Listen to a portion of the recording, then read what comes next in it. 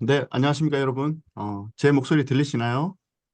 네, 네, 잘 네, 들립니다. 반갑습니다. 되게 화창한 봄 날씨죠. 이렇게 좋은 날씨에도 공부를 하기 위해서 우리가 가상의 온라인 공간에서 만났습니다. 저는 오늘 그 세미나의 사회를 맡게 된 동아대학교 류민호 교수라고 합니다. 네, 반갑습니다. 다들 이렇게 아시겠지만, 지난 사실 1월부터 우리 한국경영정보학회에서는 이렇게 산업체 전문가들, 그리고 또 학계에 계신 연구자들, 또 학생들, 여러 이제 관계자들을 모시고, 이 최근 기술 동향과 또 산업계에서 가지고 있는 여러 가지 이제 고민거리들을 같이 논의할 수 있는 그런 세미나를 운영해 오고 있습니다. 그래서 오늘은 그 네 번째 주제로 이제 클라우드 전환과 활용이라는 주제로 세미나를 하게 되었습니다. 다들 아시겠지만, 또 느끼고 계시겠지만, 이제 클라우드라는 게 이제 기업 활동에 있어서 필수적인 핵심 인프라로서 역할을 하고 있고요. 아마 많은 기업들이 이 클라우드를 도입해야 되냐, 말아야 되냐를 고민하고 계신 분들도 있을 거고, 또 어떤 기업들은 이미 이 많은 부분 또 클라우드를 도입하고 있고, 더 많이 AI라든지 이제 단순한 인프라 저장 공간과 그런 인프라 차원이 아니라 AI 서비스까지 또 적극적으로 AI를 더 확대해야 될 건지를 고민하고 계시는 분도 있고, 아마 여러 가지 이제 고민거리들이 많으시리라고 생각을 합니다. 그래서 또 학교에 계신 학생들, 교수님들께서는 또 우리 연구에 또 클라우드를 어떻게 접목을 시켜야 할지도 고민이 많으실 것 같습니다. 그래서 오늘 경영정보학회에서는 그런 이제 그 여러분들의 고민에 좀 많은 인사이트를 드리기 위해서 사실 모시기 힘든 클라우드를 대표하는 국내외 두 회사의 그 담당자를 모시고 오늘 세미나를 기획하게 됐습니다. 나중에 저희가 이제 자세하게 연사에 대해서는 소개를 해드릴 거고요. 그에 앞서서 사실 이런 이제 세미나를 또 기획해 주시고 이렇게 총괄해 주시는 우리 학회장님이 계시죠. 우리 학회장님 감사한데요. 우리 여러분들 뭐 다 아시겠지만 우리 세미나를 진행하기 앞서서 학회장님의 간단한 인사말부터 듣고 그렇게 다시 진행을 하도록 하겠습니다. 네, 회장님 부탁드리겠습니다. 네, 안녕하십니까. 한국경영정보학회 학회장을 맡은 연세대학교 김용입니다. 한국경영정보학회가 4월달 산학 세미나를 진행하는데 참여하시는 모든 분들 환영합니다. 그동안 우리 학회 산학 세미나에서는 디지털 비즈니스 트렌드, 생성형 AI, 디지털 전환에 대해서 다뤄왔습니다. 이러한 세미나들의 공통 요인이 클라우드 시스템이라고 할 수가 있겠습니다. 지난 수년간 디지털 전환에서 빠질 수 없는 사항이었고요. 이러한 클라우드 시스템으로의 전환이 지금도 많은 기업체와 조직이 클라우드 시스템으로 전환 및 활용을 고민하고 있습니다. 이러한 클라우드로의 전환에는 전환 전략에서부터 클라우드 유형 선택, 보안 및 컴플라이언스, 마이그레이션, 운영 및 최적화 등 다양한 이슈들이 있습니다. 이러한 이슈들을 해결하는 것이 실제 비즈니스 운영과 경영 정보 시스템 관련 학술 분야 양쪽에서 모두 중요합니다. 오늘 세미나에서는 한국 AWS의 김웅환 기술총괄님께서 클라우드 전환에 대한 인사이트를 공유해 주십니다. 그리고 네이버 클라우드의 김필수 실장님께서 클라우드 활용에 대해 관련 인사이트를 공유해 주십니다. 두 분, 김웅환 총괄님과 김필수 실장님께 감사드리며 오늘 사회를 맡아 진행해 주시는 동아대학교 류민호 교수님께도 감사드립니다. 한국경영정보학회는 앞으로도 이러한 산학 전문가 세미나를 지속적으로 개최할 예정이며 5월 달에는 경영정보학회가 한국인공지능 퀀트 전문가협회, 블룸버그와 공동으로 AI와 디지털 금융에 대해 컨퍼런스를 가질 예정입니다. 앞으로도 많은 관심과 참여 부탁드리겠습니다. 감사합니다. 네, 회장님 감사합니다. 사실 우리가 오프라인에 있었으면 큰 박수를 이렇게 쳐서 감사의 말씀을 전했을 것 같은데 이렇게 멀리서 우리가 온라인에서 만나지만 다들 그런 그 같은 마음이라고 생각을 합니다. 자, 그러면 첫 번째 발제부터 시작을 하도록 하겠습니다. 사실 클라우드를 대표하는 기업이라고 볼 수도 있죠. 이제 아마존의 AWS에서 계신 김응환 총괄님을 모시고 발표를 들어볼 텐데요. 김웅환 총괄님의 그 이력이 되게 화려하시더라고요. 예, 제가 간단한 양력을 받았는데 SDS에서 기술연구소에서 공공개발 쪽으로 일을 하셨고, 야후 코리아의 또 CTO로도 계셨고요. 그리고 SK 플래닛에서 개발 본부장을 또 2014년부터 하셨고, 지금 2019년부터 AWS 코리아 공공부문 기술 총괄로 역임하고 계십니다. 그러면 우리 김응환 총괄님을 모시고 첫 번째 발제를 들어보도록 하겠습니다. 네, 부탁드리겠습니다. 네, 반갑습니다. 김호환입니다. 화면 공유를 좀 먼저 하도록 하겠습니다.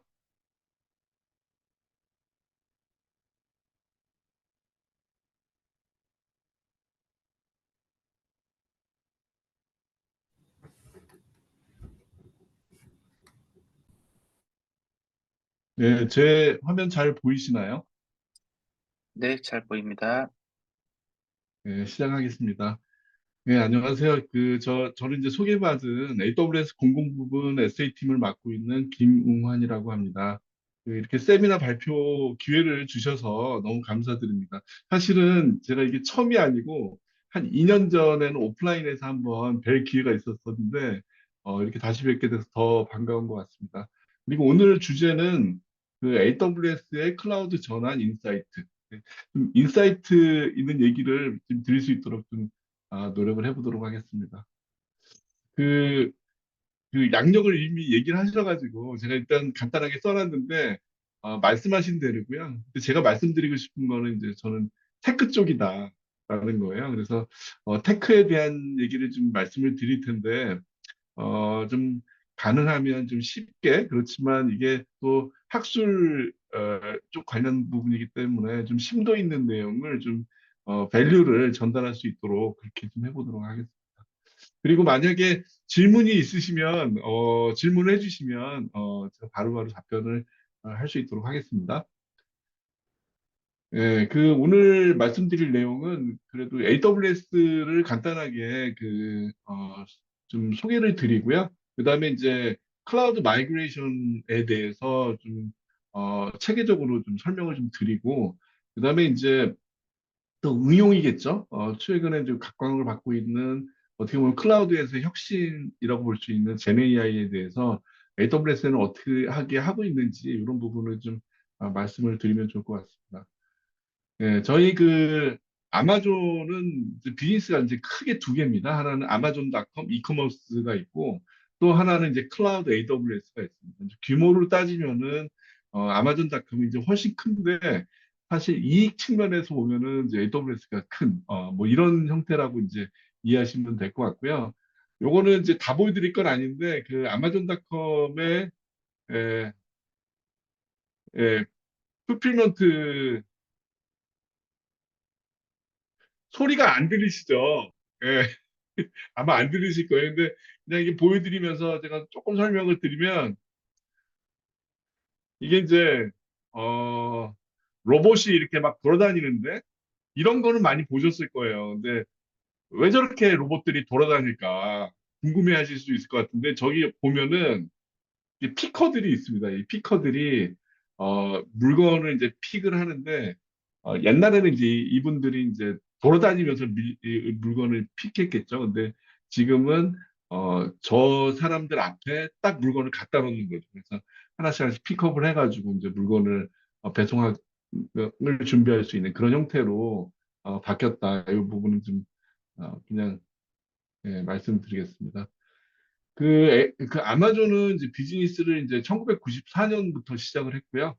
AWS 이제 클라우드 비즈니스는 2006년부터입니다. 그러니까 18년 정도 된 거죠. 예. 그래서 18년 그 말하다 보니까 그러네요.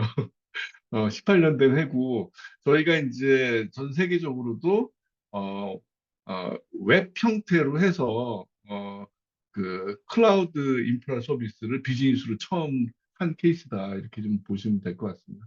그래서 지금 현재는 어, 그 마켓에서 이제 리더로 포지셔닝을 하고 있고요. 이제 저희 가트너에서도 보면 13년 연속 클라우드 리더로서 선정된 그런 부분이 있습니다. 좀 자랑을 좀 했습니다. 예. 조금 이제 안에 들어가 보면요. 저희 이제 AWS는 안정적인 이제 클라우드 인프라스트럭처를 제공하기 위해서 굉장히 투자를 많이 합니다. 그래서 전 세계 34개의 리전, 그러니까 리전이라고 하면은 이제 지역이겠죠. 그 리전이라고 하는 이제 유닛이 있고 그 안에 이제 또 가용 영역으로 구성이 되는데요. 여기 보시면 이제 서울 리전이 있고요. 그다음에 그 안에 가용 영역이 이제 어베러빌리티 존이라고 하는데 네 개가 있다라는 겁니다. 말씀드리고 싶은 거는 어, 저희 국내에도 AWS 데이터 센터가 있다.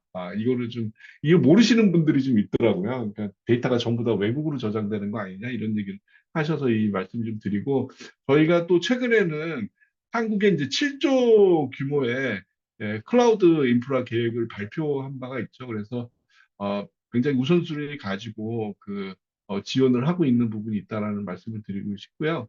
그리고 이제 이거는 아까 그 리전을 이제 확대한 겁니다. 그래서 리전 안에 보면 이렇게 어벨러빌리티 존이 지금 현재는 4개가 있고 이 복수개의 데이터 센터가 있습니다. 그래서 이게 무슨 얘기냐면은 제가 어떤 소프트웨어를 배포를 하게 되면 이 에이지에 걸쳐서 서비스를 하게 되고 여기서 어떤 에이지가 하나 물리적으로 뭐 화재가 났거나 물리적으로 뭐 붕괴가 됐거나 이런 일이 있더라도 서비스는 계속 지속될 수 있다라는 부분입니다. 그리고 이제 이거는 이제 인프라를 말씀드렸던 거고요.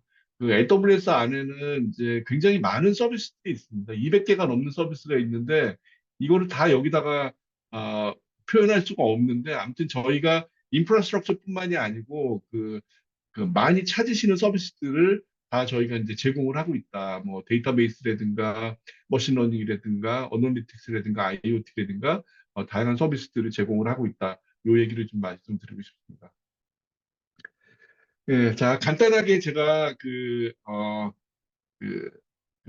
AWS를 이제 소개를 드렸고요. 본격적으로 이제 클라우드 마이그레이션에 대해서 좀 말씀드려보도록 하겠습니다.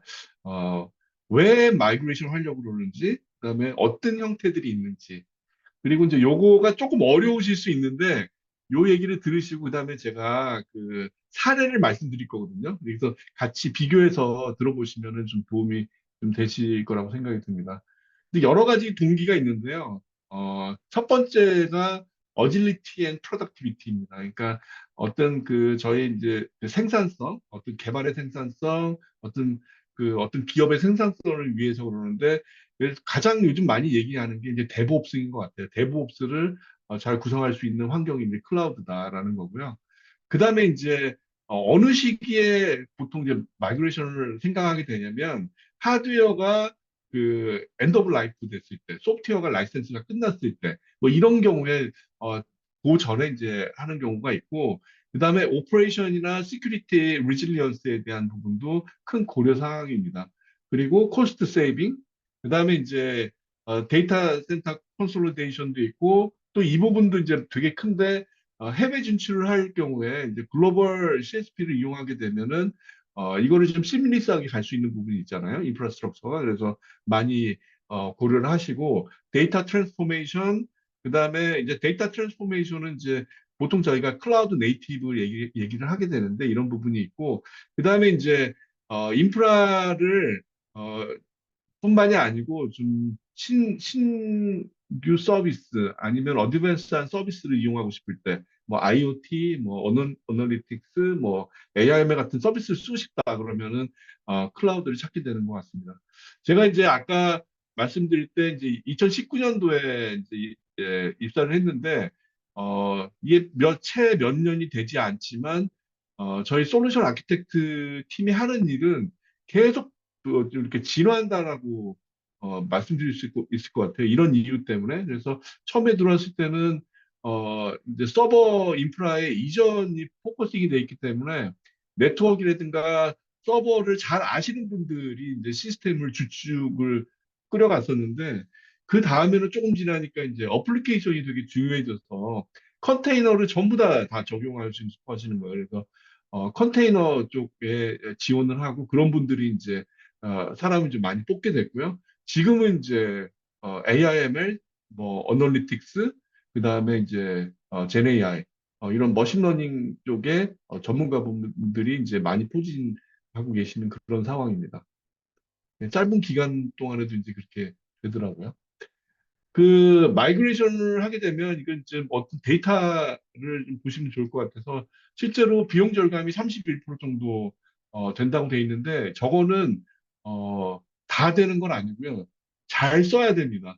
잘 쓰지 않고 온프레미스에서 쓰던 방식으로 그대로 쓰면 비용 절감이 있지 않는 경우가 많거든요. 그래서 그런 부분이 있고 그다음에 다운타임 이제 어떤 안정성이 한 7배 정도 저거는 실제로 맞는 것 같아요.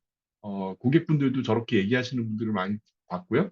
그 다음에 이제 생산성도 62% 정도 올라가고, 신규 서비스 출시하는 그런 부분들도 이제 프로덕티비티도 많이 올라가는 게 있는 것 같습니다. 자, 그러면 이 부분이 좀 눈여겨보시면 좋을 것 같아요. 7R이라고 되어 있는데, 마이그레이션을 할 때 7가지의 전략입니다. 근데 이제 넘겨보겠습니다. 이 이제 그림이 좀 복잡한데 이 보면은 밑에 retire, retain, relocate, rehost, repurchase, replatform, refactor 이 7가지가 있어서 R로 시작해서 7R인데요. 우리가 이제 마이그레이션을 할 때 이런 7가지의 형태가 된다라는 거고 꼭 한 가지만 선택을 하지는 않습니다. 예를 들어서 리호스트 한 다음에 리팩토링 한다든가 뭐 이렇게 되는 경우가 있는데 그 레벨 오브 에포트 밑에 있는 것보다는 위쪽으로 올라갈수록 실제로 노력이 많이 들어가게 되고요. 여기서 좀 눈여겨 보실 부분이 리호스트하고요. 그다음에 리플랫폼하고 리팩토를 이 세 개를 좀 눈여겨 보시면 제일 좋습니다. 예. 한번 보실까요? 빨리 할 테지만 좀 그림이 좀 복잡해 보여서 그렇지 내용이 복잡한 내용은 아닙니다. 이게 아까 얘기했던 리호스트랑 되게 비슷한데요. 리로케이트인데 실제로 옮기면서 환경 자체가 VM웨어나 컨테이너로 되어 있는 경우에 좀 쉽게 옮길 수가 있습니다. 그러니까 컨테이너를 이용하면 왜 쉽지라는 또 질문이 있으실 텐데 그건 뒤에 좀 설명을 드릴 텐데요. 컨테이너를 이용하는 경우에는 이제 relocate라고 이제 저희가 명명을 하고요. 그 다음에 이제 얘기하는 리호스트인데 이 리호스트는 저희가 오히려 리호스트보다는 리프트 앤 시프트라는 말을 많이 씁니다. 리프트 앤 시프트가 뭐냐면 온프레미스에 있는 환경을 그대로 들어서요. 클라우드에다 갖다 딱 놓는다는 얘기입니다. 리프트 앤 시프트. 그러니까 변화가 최소화된 상태에서 옮기는 거고요. 어플리케이션이라든가 데이터베이스라든가 모든 그 서비스들을 이렇게 옮기는 겁니다. 옮겨가지고 컨피그레이션 좀 바꾸고 마이그레이션 툴 같은 것들을 이용해서 이렇게 한다라고 하는 건데 어, 가장 많이 보편적으로 있는 경우입니다. 그래서 이런 경우가 있다. 실제로 선호들을 많이 하세요. 네. 그리고 이제 세 번째가 리플랫폼인데 이 리플랫폼하고 리호스팅하고 되게 유사한데 한 가지 차이점이 뭐냐면 예를 들어서 데이터베이스를 옮긴다라고 위에 리호스트는 저희 이제 EC2 인스턴스라고 해가지고 이제 가상 서버가 있겠죠. 거기에다가 데이터베이스를 그대로 갖다 MySQL 그대로 가서 인스톨을 하는 겁니다. 그게 이제 리호스트인데 리플랫폼은 저희가 이제 RDS라고 해서 SQL 서버인데 저희가 매니지드 서비스로 제공해주는 데이터베이스 서비스가 있습니다. 글로 넘길 경우에 이제 리플랫폼이라고 하는 거고, 리플랫폼이 조금 더 좋은 이유는 어드민이라든가 관리라든가 이런 것들이 신경을 안 쓰시고 그 서비스를 운영하실 수 있는 클라우드를 좀 더 맥시마이징 할 수 있는 방법이기 때문에 리플랫폼입니다. 그래서 이 부분이 있고요. 그 다음에 그 리퍼처싱은 설명을 안 하겠습니다. 이것도 이제 저희 마켓플레이스에서 소프트웨어를 사는 그런 방법이고요. 그 다음에 이제 대망의 리팩토링이죠. 리팩토링은 어플리케이션을 손을 대는 겁니다. 이제 마이크로 서비스 아키텍처라든가 이런 얘기를 들어보셨을 텐데 이런 리팩토링을 통해 가지고 서비스를 이전하는 이런 케이스들이 이렇게 있다. 그 여기에 이제 추가적으로 리테인, 그대로 두는 거나 리타이어, 퇴역하는 이런 경우들이 있는데 실제로 마이그레이션이 일어나는 모든 케이스들은 이 안에서 이 범주 내에서 일어난다라는 거죠. 그래서 그냥 마이그레이션이 다 똑같은 마이그레이션이 아니다 이렇게 보시면 되고요. 이 그림을 좀 도표를 보시면은 실제로 마이그레이션 하는 케이스 중에 이 호스트 아까 얘기했던 리프트 그대로 들어가지고 갖다 놓는 경우가 40%입니다. 40%. 그 다음에 relocate라고 아까 이제 VMware나 컨테이너를 이용하는 경우, 컨테이너 서비스가 환경이 되어 있는 경우, 이런 경우도 있고, 리플랫폼도 되게 많죠. 그러니까 데이터베이스를 올리셔서 계속 어드민 하시는 게 아니고 저희 매니지드 서비스를 이용하시는 경우, 그 다음에 리팩토링은 되게 아이디얼하지만 실제로 보면은 굉장히 비율이 작죠. 그냥 그만큼 어렵다는 얘기입니다. 요 얘기는 뒤에 사례를 보면서 좀 말씀을 좀 드릴 수 있을 것 같아요. 그래서 보통의 경우에 어떤 식으로 하냐면요. 리호스팅 해가지고 일단 다 옮기고요. 클라우드 환경이 훨씬 뭐 서버를 껐다 킬 수도 있고 증설도 편하기 때문에 그 클라우드 환경 하에서 리팩토링을 하거나 리플랫폼을 하거나 이런 경우들이 아주 보편적입니다. 근데 어떤 경우에는요. 시스템이 너무 크기 때문에 뭐 배달의 민족이다. 그럼 시스템이 너무 크기 때문에 이거를 그대로 옮길 수가 없어서 리팩토링을 일부 해서 일부 서비스를 먼저 옮기고 그 다음에 나머지 다 이사 오는 그런 경우도 있습니다. 그래서 다양한 경우들의 어떤 마이그레이션이 있다라는 거고요. 마이그레이션의 일반적인 상황을 보게 되면 이쪽 온프레미스가 있고 우측에 이제 클라우드 네이티브가 있는데 이게 이제 좌측에서 시작해서 우측으로 끝난다라고 보시면 되는데 이게 이제 아까 드렸었던 그 마이그레이션과 최적화, 현대화 이런 그 과정을 거치게 되고요. 그래서 밑에 이렇게 쭉 떨어지는 거는 이제 컴퓨팅 비용이 떨어지는 거고 그다음에 이제 혁신의 속도는 이렇게 올라간다라는 겁니다. 그래서 여기 보시면 아까 제가 잠깐 얘기 드렸던 리프트 시프트 리호스팅을 먼저 하고 나서 그 이후에 모더나이즈 그러니까 리팩토링을 하거나 어떤 그 자동화 뭐 예를 들어서 데브옵스 같은 것들을 적용하는 그런 케이스가 되겠죠. 그래서 이런 부분들이 이제 일반적이기도 하고 아이디얼하다 이렇게 이해하시면 될 것 같습니다. 네. 그래서 이거는 그 리팩토인데요. 리팩토링의 그 핵심은 실제로 어플리케이션 아키텍처를 모더나이즈 하는 겁니다. 그래서 요즘 제일 많이 얘기 나오는 게 이제 모노리틱 환경에 있는 거를 마이크로 서비스 형태로 바꾼다는 거고요. 그다음에 이제 버추얼 머신 VM 베이스로 돼 있는 서비스를 컨테이너나 서버리스 베이스로 바꾸는 이런 것들을 이제 저희는 리팩토링이라고 얘기도 하고, 그다음에 마이크로 서비스 아키텍처라고 얘기도 하게 됩니다. 제가 컨테이너라는 말을 몇 번을 하게 됐는데, 저는 컨테이너는 많이 아실 것 같아요. 근데 컨테이너가 왜 좋은지를 조금 그 심도 있게 말씀을 드려보면, 실제로 좋은 건 아는데 왜 좋은지 모르시는 분들이 되게 많더라고요. 그래서 제 얘기를 잘 듣고 이해하시면 되게 앞으로 도움이 되실 것 같아서, 제가 좀 시간을 내서 말씀드려볼게요.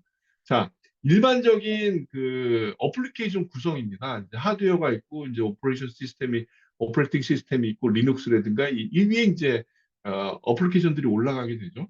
근데 이게 버추얼 머신이죠. 이제 우리 이제 클라우드 비즈니스를 할 수 있게 된 게 이제 이런 아키텍처 가능하기 되기 때문에 그렇게 된 거죠. 그래서 하드웨어 위에 그 호스트 오퍼레이팅 시스템이 있고 그 하이퍼바이저라고 VM들이 어떤 한 호스트에 리소스를 나눠서 쓸 수 있도록 하는 어떤 그 어플리케이션 시스템 어플리케이션이 있고 그 위에 이제 어플리케이션들이 올라가는 거예요.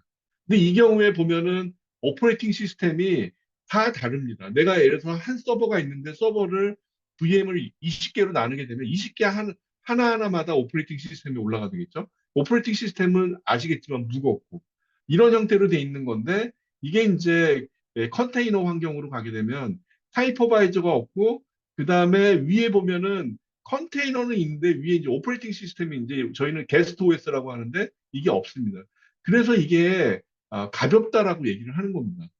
근데 사실은 AWS 같은 경우는 요 상황은 그대로 돼 있지 않아요. 실제로 오퍼레이팅 시스템이 있는 버추얼 머신으로 일단은 쪼개고 쪼갠 위에다가 컨테이너를 올리게 됩니다. 그래서 그 부분은 조금 더 나아간 얘기이기 때문에 그 얘기보다는 왜 컨테이너를 많이 쓰는지 이 얘기를 조금 들어보고 싶은데, 일단 컨테이너가 가볍다는 얘기는 여기서 좀 이해를 하셨다라고 좀 이해가 되고요. 자, 여기서 컨테이너를 왜 많이 쓰는지를 좀 말씀드려보고 싶어요. 이 컨테이너가 가볍다라는 게 라이트 웨이트 하다는 얘기를 하는데, 이게 무슨 얘기가 되냐면 컨테이너 하나에다가 이게 가볍기 때문에 부담 없이 많은 그 환경들을 집어넣을 수 있는 거예요. 컨피그레이션, 코드, 그다음에 런타임 OS, 넣고 싶은 뭐 컨테이너 이미지 안에다 다 집어넣을 수 있는 거예요. 자, 그렇게 되다 보니까 이게 그 컨테이너 이미지 자체가 되게 독립적이에요. 그래서 예를 들어 가지고 한 서버 위에다가 뭐 예를 들어서 유닉스도 올리고 리눅스도 올리고 되게 많은 것들을 올린다고 했을 때도 실제로 포터빌리티가 굉장히 뛰어나다라는 거고요. 어, 저 같은 경우에 경험을 좀 말씀을 드려보면 예를 들어 스타트업이다라고 하면은 환경을 여러 개를 만들게 됩니다. 개발 환경, 스테이징 환경, QA 환경, 프로덕션 환경 이렇게 만들게 되고 스타트업에서 제일 힘들어하는 게 그러면 이 환경마다 이 소프트웨어 환경들을 다 구축을 해야 되는데 그게 의외로 힘들어요. 그래서 어떤 사람들은 어떤 회사들은 프로덕션에서 그냥 코딩을 해가지고 거기서 배포하는 경우도 있어. 굉장히 위험한 거죠. 그런데 이 컨테이너를 이용하게 되면 이런 인캡슐레이션, 라이트웨이트한 이 환경 때문에 만들어가지고 개발 환경으로도 쓰고 만들어서 스테이징으로도 쓰고 프로덕션까지도 다 일관성 있게 쓸 수 있는 겁니다. 이게 굉장히 어떤 메인터넌스 측면에서 굉장히 좋다라는 거고 이런 부분들이 우리가 얘기하는 데브옵스랑도 연결이 되는 거예요. 그래서 어떤 혁신을 하고 싶다 그러면은 데브옵스 하고 싶다 그러고 데브옵스 하고 싶다 그러면은 컨테이너 하고 싶다 그러고 왜 그러냐 그랬더니 개발자들이 좋아하니까 이렇게 되는 거예요, 스토리가. 자, 그 다음에 이제 두 번째가 코스트 이펙티브입니다. 이게 VM으로 쪼개게 되면 아까 그 어떻게 보면은 VM 하나 위에 어플리케이션 이제 하나가 올라가는 거예요. 물론 하나만 올라가는 건 아니지만 하나의 유닛인 거죠. 그래서 VM이 하나가 유닛이 되는데 이게 이제 그 컨테이너 환경에서는 프로세스도 아닙니다. 컨테이너는 사실 프로세스거든요. 그래서 어떻게 되냐면 한 서버의 유틸라이제이션을 봤을 때 컨테이너 환경이 훨씬 더 유틸라이제이션이 높다. 그렇게 되면은 코스트가 세이빙이 되는 거죠. 경영진에서 좋아하는 뭐 이런 케이스가 된다라는 거를 좀 이해해 주시면 좋을 것 같습니다. 예.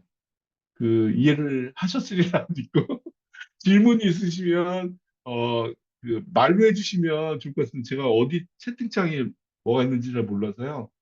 어, 일단 진행하겠습니다.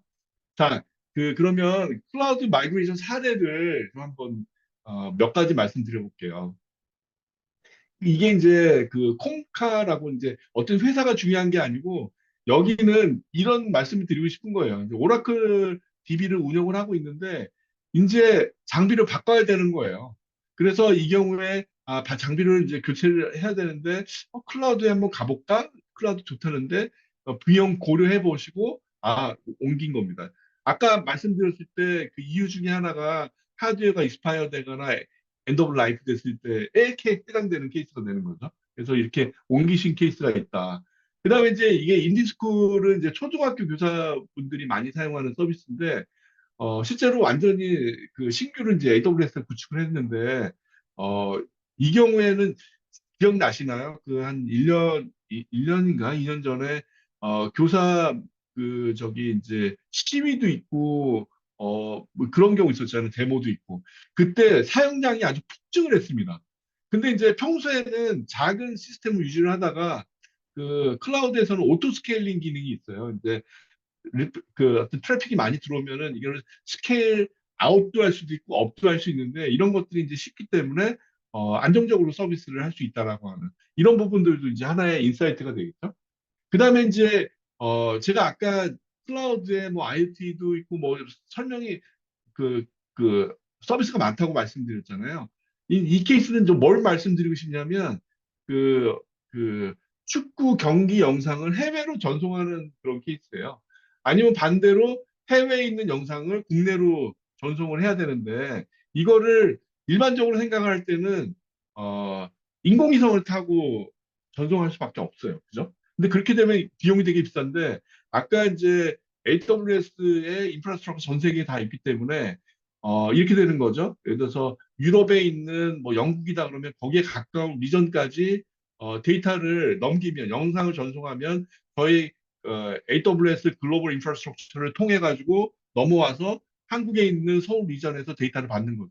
그렇게 되면 비용이 제가 그때 기억하기로는 5배인가 이렇게 쌌다라고 얘기 들어요. 그러니까 이런 그 어떤 부가 서비스 같은 것들을 이용할 수 있는 게 있다 이런 말씀을 좀 드릴 수 있을 것 같고 이거는 이제 저희는 컨테이너 서비스를 EKS라고 부르고요. 이 EKS 서비스를 이용하는데 여기는 운영하시는 분이 이 회사에 한 명밖에 안 계세요.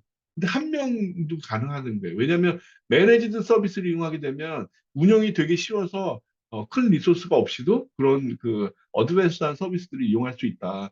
이런 얘기를 좀 드릴 수 있을 것 같습니다. 이거 말고도 이제 그 클라우드 마이그레이션 사례들이 있는데 그 좀 보시면 고객의 상황에 따라서 리프트 시프트 아까 얘기했던 리호스트나 아니면 리팩토링을 뭘 먼저 할지 정하게 되는 겁니다. 예를 들어 가지고 11번가 아니면 배달의 민족 이런 데는 리팩토링을 먼저 시작을 했습니다. 어느 정도 이사 가기 전에 짐 정리를 하는 거죠. 예. 근데 이제 집이 많지 않은 데는 정리 안 하죠. 그냥 다 꾸겨 넣어가지고 가서 하게 되는 경우가 있는데 그게 이제 리프트 시프트 리오스가 되는 경우입니다. 그래서 이게 뭐가 정답이 있는 게 아니고 어떤 상황에 따라 고객 상황에 따라서 그 다르다라는 거고요. 어, 지금 저희 이제 교원 같은 경우에는 저희 고객분인데 서비스를 이제 클라우드로 옮기시고 나서 이제 얘기 들은 거는 서비스가 굉장히 스테이블해졌다.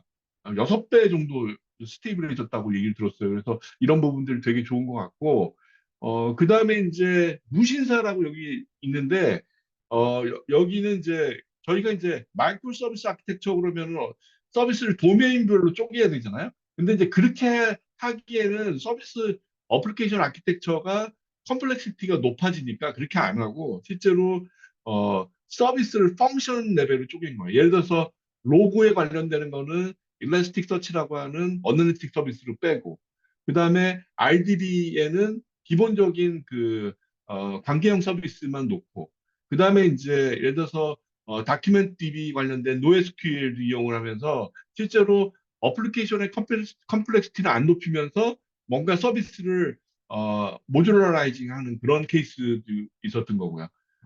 그다음에 이제 마켓 컬리 같은 경우에는 얘기를 들어보니까 이제 처음에 어, 그, 어, 그 스프링 클라우드라고 해서 MSA를 구축하는 어떤 프레임워크가 있습니다. 이런 프레임워크를 이용하시다가 이걸 다 걷어내고 실제로 AWS에 있는 그 MSA 인프라스트럭처를 이제 바로 이용하셨어요. 뭐 저희 이제 뭐 API 게이트웨이라든가 다양한 뭐 서버리스 람다라든가 이런 것들을 그냥 바로 이용을 하시게 됐는데 얘기를 들어봤더니 그 시장에서 개발자들이 그런 스프링 클라우드 같은 거를 아는 사람들이 별로 없는 거죠.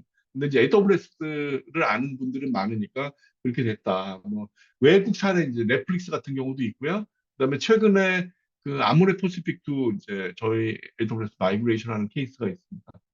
그래서 제가 말씀을 다 드린 것 같은데 이 보면은 이제 컨테이너를 되게 성공하는 게 지금 현재 트렌드인 것 같고 그다음에 그 아까 도메인을 쪼개지 않고 펑션을 분리하는 그런 형태로 마이그레이션 하는 경우도 있다. 그래서 케이스별로 좀 컨설팅을 받고 마이그레이션 할 수 있다. 이런 부분이 있습니다. 예. 어제 제가 얼마나 더 해야 되나요? 한 15분 더 하면 되나요? 10분만 더 하면 되나요? 네, 한 10분 정도 안에 마무리해 주시면 됩니다. 예, 알겠습니다. 그러면 제가 젠 AI에 대해서 젠 AI를 그냥 제가 어, 그, 이게 뭐다라는 설명을 드리기보다는 조금 AWS 측면에서 설명을 드리는 게 나을 것 같아요. 왜냐면 일반적인 젠 AI를 아실 것 같아서 그 젠 AI는 어떻게 보면은 딥러닝의 발전된 모습이거든요. 그래서 딥러닝이 좀 더 발전한 거고, 그 다음에 이제 그 모델리티라고 하는 게 이제 여기 보면 스토리, 이미지, 동영상 이런 것들을 이제 모델리티라고 하는데 멀티모달 형태인 거죠. 뭐 이미지도 다르고 이미지가 아웃풋으로 나오고 동영상이 나오기도 하고 인풋을 뭐 이미지를 집어넣기도 하고 이런 형태로 해서 뭔가를 생성을 하는 제너레이트하는 형태의 머신러닝 기법이다라는 겁니다. 어, 그런 얘기를 드리고 싶고 어, 이것도 조금 어려울 수 있지만 아시면 너무 좋을 것 같아서 말씀을 드리면 기존에 이제 그 딥러닝 같은 경우에는 예를 들어서 어떤 뭘 썸머리 해야 되겠다. 여기 요약이라고 돼 있는데 이거 하려고 그러면은 모델을 따로 만들고요. 챗봇 할 때도 모델을 따로 만들고 모델을 다 이렇게 따로 만들었었어요.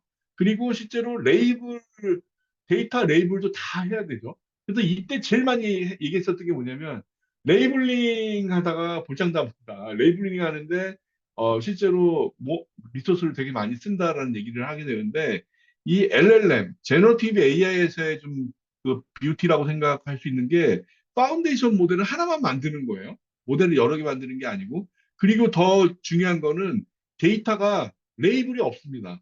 레이블하지 않고 그냥 때려 넣는 거예요. 이게 뭐 인터넷에서 가져다가 근데 이렇게 돼 있다라고 하는 부분이 굉장히 이제 그 뭔가 사람의 노력이 덜 들어가는 그런 형태로 보이게 되죠. 근데 이제 이렇게만 쓸 수가 없으니까 이제 조정이라고 하는 부분이 있습니다. 그래서 이게 좀 큰 차이가 있다라는 말씀을 좀 드리고 싶고요. 어, 예. 그래서 이제 저희 그 AWS의 그 어떤 생성형 AI에 대한 스택을 이렇게 나눠놨는데 크게 이제 두 개로 볼 수 있을 거예요. 하나는 이제 모델을 개발하는데 실제로 저희가 엔비디아 GPU도 이제 주로 많이 쓰지만 저희가 트레니움이라든가 인프런시아 같은 자체 칩도 지금 쓰고 있거든요. 그리고 이제 세이지 메이커라고 하는 머신러닝을 그 실제로 모델링하는 그런 환경을 또 제공을 합니다. 그리고 이제 또 말씀드리겠지만 이제 중간에 활용하는 측면에서의 밑에 보면은 베드락이라고 하는 부분이 있어요. 그래서 이 베드락이 있고 그 위에 이거는 응용 어플리케이션 뭔가 이제 코딩을 잘 할 줄 몰라도 그 제네AI를 활용할 수 있는 이렇게 좀 영역이 나눠져 있다 이렇게 좀 말씀을 드릴 수 있을 것 같고 이 베드락이라고 하는 거는 생성형 AI를 API 형태로 콜을 해서 쓸 수 있는 거예요. 그래서 유명한 파운데이션 모델은 이제 다 올라와 있다 이렇게 보시면 되는데 여기서 좀 눈여겨 보시면 좋을 것 같은 게 저희도 이제 아마존 타이탄이라고 저희 파운데이션 모델이 있는데 엔트로픽이 좀 각광을 받고 있습니다. 최근에 클라우드 3가 이제 올라와 있고요. 이거는 지금 그 GPT-4하고 퀄리티를 같이 이제 대등하게 아니면 더 우위로 할 수 있고 또 한글이 또 되게 잘 됩니다.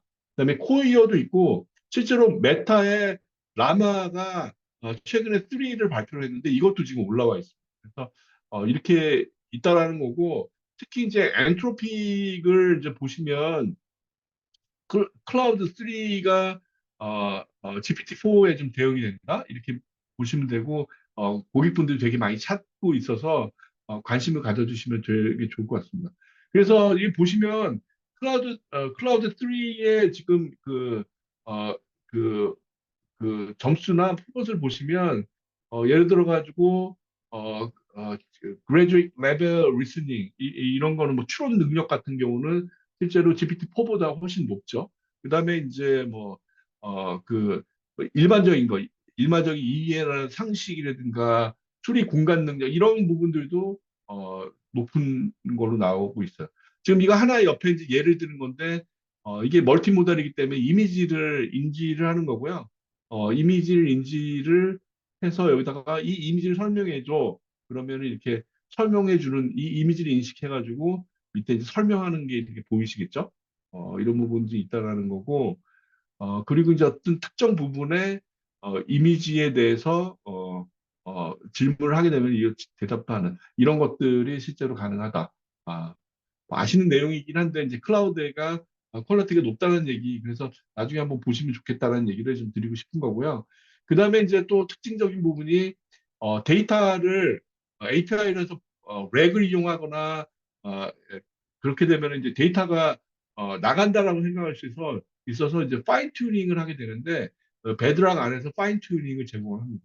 그래서 엔트로픽은 이제 조만간에 되고 뭐 코이어나 메타나 아마존 타이탄 모델이 이제 그 지원을 하게 되고요.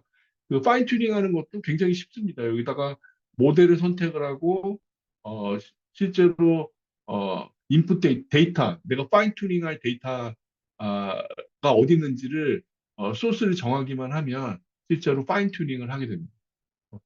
쉽게 된다는 거고요. 그다음에 렉인데요. 그러니까 그 GenAI에서 두 가지 예를 들어서 한 가지가 이제 파인 튜닝, 다른 한 가지 방법이 렉이거든요. 근데 실제로 저희 고객분들의 대부분은 렉을 이용을 합니다. 파인 튜닝은 실제로 별도로 구축을 해야 되는 그런 부담이 있기 때문에 이게 렉 모델을 이용하는데 이게 뭐냐면 실제로 이런 모델에다가 내가 뭐 얼굴은 이렇게 생겼고 몸매는 어떤 이런 그 소녀의 그림을 보여줘.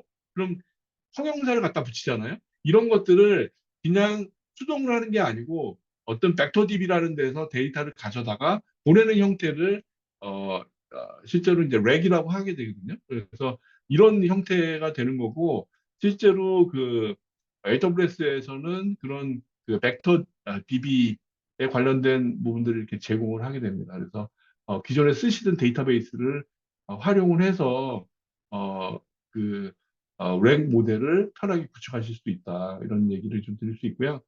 그다음에 실제로 이제 머신러닝이나 아니면 어널리틱스나 이제 젠 AI를 얘기하실 때 어떻게 보면은 이제 유해 컨텐츠에 대한 컨선들이 많이 있으세요. 그래서 이거를 어, 컨트롤할 수 있는 그런 기능이 이제 가드레일이라는 게 있어요. 그래서 실제로 이제 콘솔에 들어가서 내가 인설트 아니면 뭐 혐오, 뭐 폭행, 모욕 이런 부분들에 대해서 내가 강도를 조정을 하게 되면 이거를 가지고 저희가 그 데이터가 어떤 식으로 제너레이트 되는 부분들을 컨트롤할 수 있는 그런 기능도 제공을 한다라는 겁니다. 어, 제가 죄송하지만 시간이 좀 다 된 것 같아서 이 뒤에 있는 데모는 어, 좀 생략하는 걸로 그렇게 하겠습니다. 그래도 되겠죠? 네, 그게 한 5분 맞겠죠? 정도 더 쓰셔도 됩니다. 네, 아, 그럴까요? 네네. 그러면 제가 데모를 이걸 다 하지는 않고 보여드릴게요. 이거는 이제 저희 AWS 세이지메이커라고 하는 환경에서 그 만들어진 내용이고요.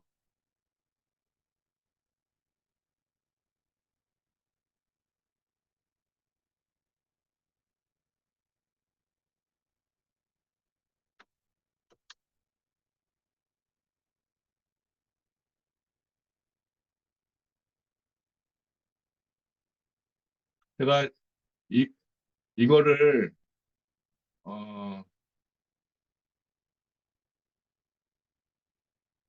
자, 제가 말씀드리려고 하는 거는 뭐냐면 아마 소리가 안 들리실 거예요. 근데 저만 듣고 앉아 있어서.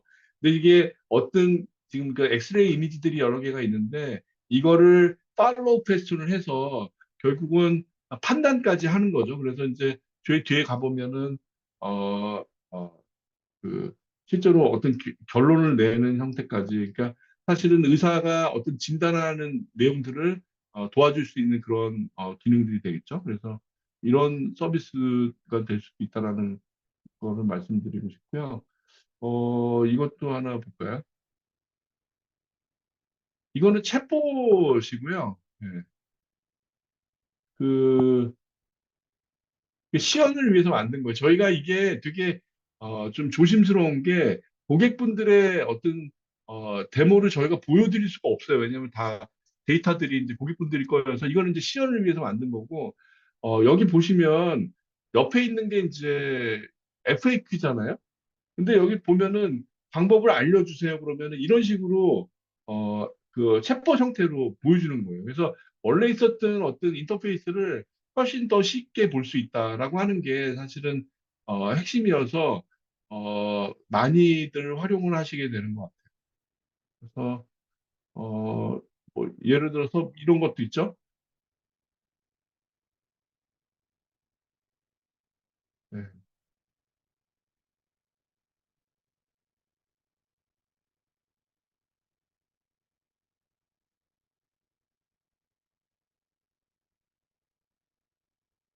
네. 그러니까 여기에 있는 좀 딱딱한 거보다는 좀 뭔가 이렇게 컨텍스트를 가지고 대답할 수 있는 그런 형태가 된다라는 부분이 어, 있는 것 같습니다. 그래서 이거 넘어가고요. 예. 요것도 하나 말씀드려도 좋을 것 같습니다. 이게 저희가 혹시 써보신 분 있겠지만, AWS 콘솔입니다. 이 콘솔 옆에 SWS라는 게 실제로 지금 있고요. 예를 들어서 어떤 기술적인, 그러니까 콘솔을 이용하시다 보면은 질문이 있을 수 있잖아요. 그럼 여기다 질문을 하게 되면은 바로 답변을 합니다. 예, 그래서 저희가 이제 솔루션 아키텍트 팀인데, 좀 시간이 지나면 저희가 점점 필요 없어질까라는 생각도 들고, 아니면은 저희 일이 좀 편해질까 이런 생각도 들고 이러는데, 아무튼 좀 기술적인 질문에 대한 대답도 젠 AI를 통해 가지고 좀 받게 되는 그런 게 있는 것 같습니다.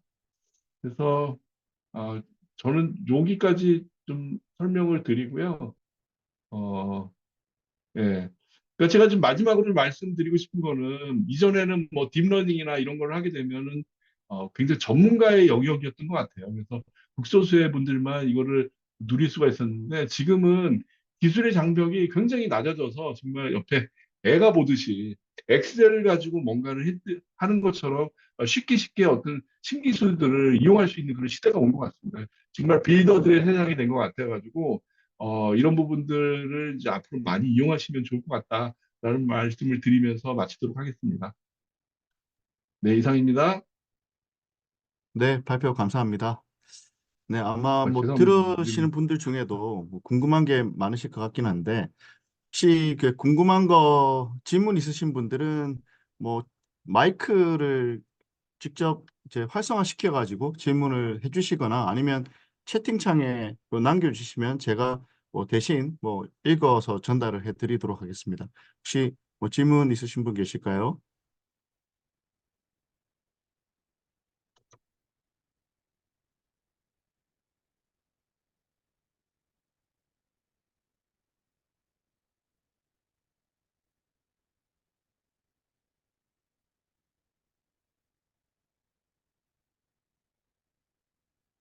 화면은 제가 끌까요? 네, 아, 네네. 있습니다. 음, 네, 뭐 설명을 너무 쉽게 잘 해주셔가지고 뭐 질문이 없으신 것 같네요. 네. 아, 다시 네. 한번 그러면 잠깐, 예. 요게 지금 질문이 들어왔는데요. 아까 Ask AWS에서도 한글이 지원되냐는 질문이 있습니다. 네. 지금 아직 안 됩니다.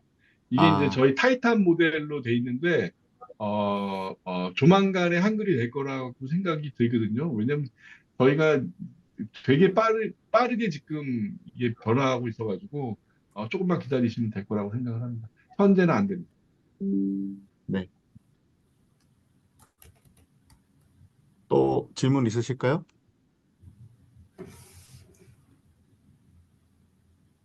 네, 또 질문이 올라왔는데요. 마이그레이션 계획할 때 주요 고려 사항을 알려주시면 감사하겠다. 어떤 R로 할지를 중심으로 좀 알려주셨으면 좋겠다. 어, 네, 네. 어, 제일 먼저 고려하셔야 될 게, 라이센스나 하드웨어의 익스파이어를, 아니면은 저기 뭐야, 엔드 오브 라이프를 보시는 게 제일 순서인 것 같습니다. 아무리 좋더라도 예를 들어서 서버가 새로 들어왔는데 이거를 버리고 가시기는 쉽지 않잖아요. 그래서 그 부분을 좀 미리 아시고 미리 준비를 하시는 게 되게 중요할 거라는 생각이 들고, 그다음에 이제 아까 리호스트, 그러니까 리프트 앤 시프트를 뭐 그냥 옮기는 게 뭐야, 이게 뭐 너무 뭐 쉬운 거 아니야, 뭐 그래서 무슨 이익이 있을 거야 이렇게 생각할 수 있지만, 가장 쉽기도 하지만 가장 보편적이고 좋은 방법입니다. 그래서 리호스팅을 하시고, 리호스팅 된 상태에서 뭐 리팩토링을 하든 리퍼치싱을 하든 리플랫폼을 하든 하는 게 제일 좋습니다. 보통 대부분들은 어, 립트 시프트가 되는지를 먼저 고려를 하고요. 그게 안 되면은 안 되니까 리팩토링을 먼저 해서 사이즈 좀 줄인 다음에 올려오거나 이런 게 아주 대부분이라고 보시면 될 것 같습니다. 네, 감사합니다. 그리고 마지막 또 질문이 하나 들어왔는데요. 그러니까 생성형 AI 관련된 시스템 설계 및 도입하고자 할 때 사용자 측면에서는 어떤 것들을 고려해야 되는지에 대해서 물어오셨네요. 사용자라고 하는 게 이제 그 회사를 얘기하는 건가요? 아니, 그 회사가 서비스하고 있는 그 회사의 그 사용자들을 얘기하는 건가요? 음, 김성범님, 뭐 사용, 혹시 좀 사용자, 네. 아, 회사의 사용자를 회사, 회사의 사용자, 어, 그, 제가 이런 얘기를 좀 들었는데, 어, 회사 내에 있는 개발팀이나 IT팀의 거부가 되게 많이 있을 수 있습니다, 실제로. 근데 어떤 회사는 그 회사의 컬처에 따라서 너무 하고 싶어 하는 데가 있고요. 그러니까, 좀 뭔가를 변화를 원하는 데는 클라우드로 빨리 오고 싶어 하고, 그 다음에 이제 커리어를 위해서 되게 원하는 경우가 많고요. 그 다음에 그렇지 않은 경우에는, 변화를 싫어하는 경우도 있습니다. 그래서, 실제로 그 회사의 어떤 분위기가 되게 중요하고, 또 한 가지 중요한 게 뭐냐면은, 리더십 팀의 서포트입니다. 왜냐하면은 나는 열심히 하는데 위에서 인정을 안 해줘도 문제고요. 그다음에 이게 리더십에 어떤 서포트가 없는 상태에서 마이그레이션이라고 하는 게 결코 쉬운 일이 아니기 때문에 커미트가 없이 진행되기가 되게 힘들다 이런 말씀을 드리고 싶습니다. 네. 그리고요. 저희 세일즈 어카운트 매니저 분이 지금 잠깐 들어오셨는데 인사하실 건가요? 네, 네. 처음부터 들어와 있었습니다. 그러셨어요? 예. 네네. 안녕하십니까. 저 AWS에서 대학 쪽 영업을 담당하고 있는 정두용이라고 합니다. 오늘 웅원님께서 저희 AWS의 기술 트렌드라든지 주요 저희 역량에 대해서 잘 설명해 주신 것 같은데요. 질문 주신 바와 같이 그 각각의 학교마다의 상황에 맞춰서 저희가 어, 딜리버리를 하고 있고요. 그런 과정에서 이제 저희 같은 이제 영업팀에서 먼저 고객들을 만나 뵙고 어떤 것들이 필요한지 컨설팅을 해드릴 수가 있을 것 같아서 이번 기회로 대학의 클라우드 도입이 많이 활성화될 수 있었으면 좋겠고요. 웅아님 통해서 만약에 다 자유롭게 이 이후에 뭐 질문해 주시고 뭐 혹은 제 연락처를 협회에 전달 드려서 AWS 쪽으로 문의 사항이라든지 당장에 진행해야 될 것들이 있으시면 알려주시면 저희가 직접 찾아뵙고 자세히 더 도와드릴 수 있을 것 같습니다. 네, 감사합니다. 뭐 저희가 뭐 시간이 다 돼서요. 일단 뭐 첫 번째 세션은 이 정도로 마무리를 하도록 하고요.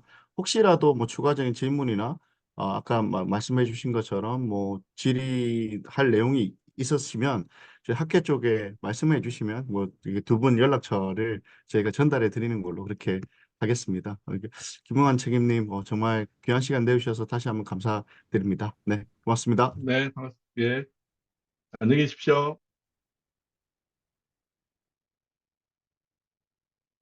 자, 첫 번째 발표 잘 들으셨죠? 예, 두 번째는 뭐 국내에서 또 클라우드를 대표하고 있는 기업이죠. 그러니까 네이버 클라우드에서 뭐 김필수 리더님을 모시고 그 하이퍼 클로버 X에 대해서 얘기를 좀 들어보도록 하겠습니다.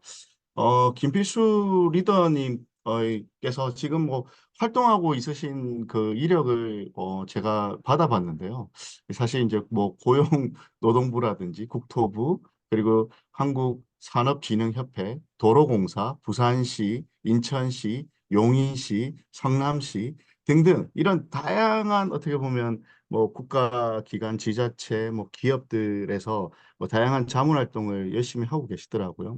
이렇게 사실 하고 계신 활동만 보더라도 지금 우리나라의 뭐 공공기관뿐 아니라 여러 기관에서 얼만큼 이 클라우드와 관련해서 관심이 많은지를 알 수가 있는 것 같습니다. 네.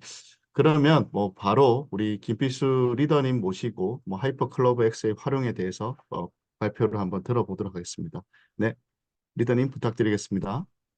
네, 안녕하십니까. 네이버 클라우드의 김필수입니다. 혹시 제 목소리가 잘 들리실까요?